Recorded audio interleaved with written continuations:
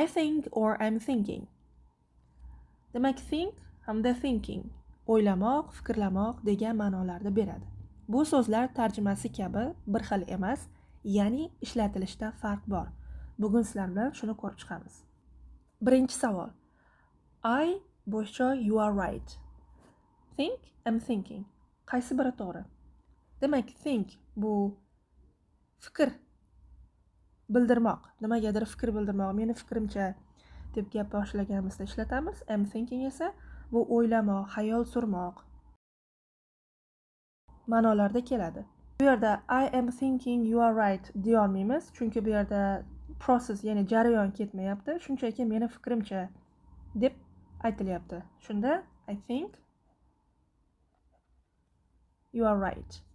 Keyin gapimiz. I boshqa about Julia. Men Julia haqida o'ylayapman, xayol suryapman. Shunda bu yerda jarayon ketyapti, o'ylayapti. B variantimiz to'g'ri bo'ladi.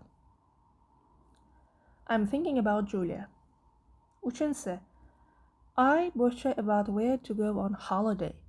Men ta'tilga qayerga borish mumkinligi haqida o'ylayapman. Xayol suryapman.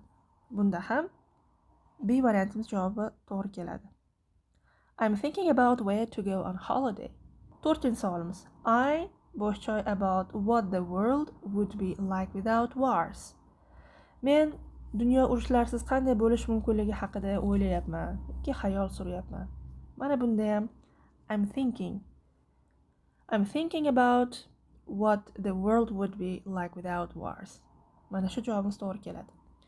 Va oxirgi savolimiz I boshqa Ronaldo is the best player in the world. Fikrimcha Ronaldo dunyo bo'yicha eng yaxshi o'yinchi. Xo'p, bunda qaysi javob to'g'ri?